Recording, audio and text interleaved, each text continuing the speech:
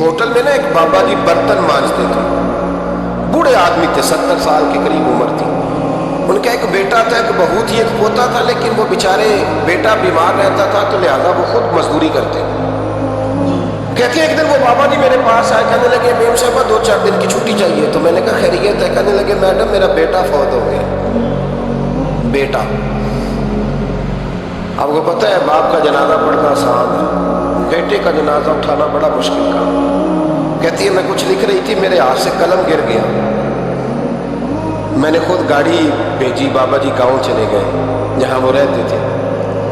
کہتی 2-3 دن کے بعد میں اور میرا شوہر گئے تو رستے میں ہم باتیں کر رہے تھے کہ کیا تعزیت کریں گے، ایک ہی بیٹا تھا، کوئی رشتہ دار بھی نہیں، تو اس کی تو کائنات اجڑ گئی، کن لفظوں سے اسے تعزیت کیا کہے گا۔ کہتے جب ہم گئے تو وہ ٹوٹی ہوئی چٹائی پہ بیٹھا تھا، کچھ لوگ قریب تھے، ہم نے جا کے کہا بابا آپ مسلمان ہیں، ہم آپ کو کیا نصیحت کریں، ایک ہی بیٹا تھا کہ کس طرح کر کے ہم آپ کو تسلی دیں۔ تو کہتے اس نے آنکھیں کھولی، بوڑھی آنکھوں میں ایمان کی روشنی، کہنے لگا بی بی کیا تعزیت کی بات کرتی ہو، میں نے کوئی پیسے جمع کرا کے بیٹا لیا تھا، خدا نے فضل سے دیا تھا، عدل سے لے گیا ہے، میں اپنے رب کے فیصلے میں بڑا راضی ہوں۔ اللہ اکبر۔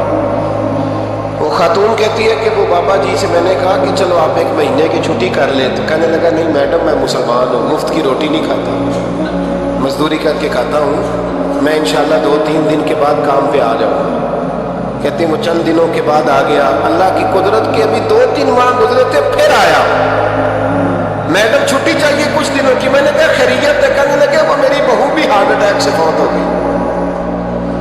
کہتے اب میں بھی تڑپ گئی اور عیسائی ہو کہ میری آنکھوں میں آنسو آ گئے۔ میں نے کہا گھر کا دروازہ بند ہو گیا، اب یہ بیچارہ کیا کرے گا، وہ اپنے شوہر کے غم میں ہارٹ اٹیک سے فوت ہو گئی۔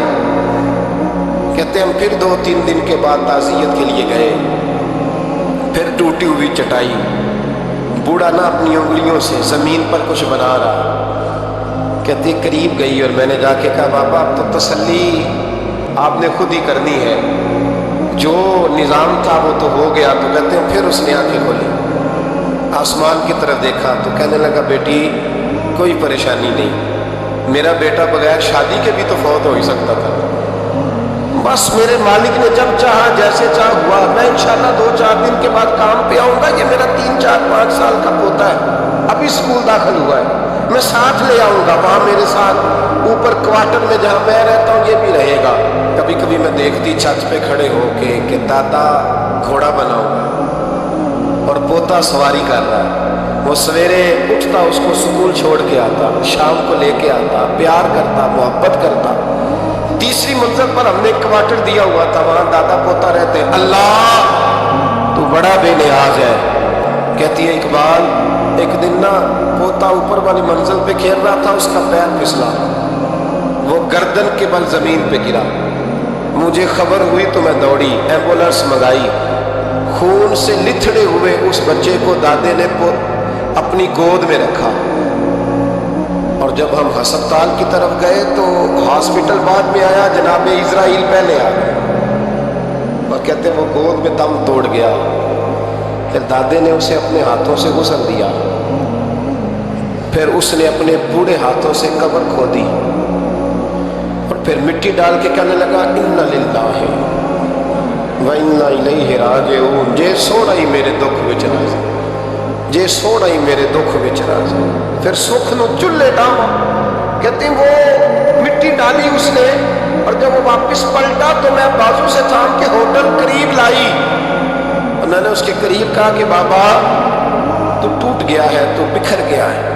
تو کہتے یوں اس نے ہاتھ رکھے اور یوں آنسو چھٹک دیے، کہنے لگا میڈم کیوں میرے اندر کوئی عقیدہ نہیں، میں کوئی لوارث ہوں، میرا کوئی رب نہیں، میں کیوں پریشان رہوں گا، میں تو پکا ہوا پھل ہوں، تھوڑے دن گزرے کہ قبر میں جاؤں گا، اور جب جنت میں جاؤں گا تو اللہ میری بیٹے سے بھی ملاقات کرائے گا، میرے پوتے سے بھی ملاقات کرائے گا، میرا رب ساری ملاقاتیں کرا دے گا، میں اپنے اللہ کی رضا میں بڑا راضی ہوں۔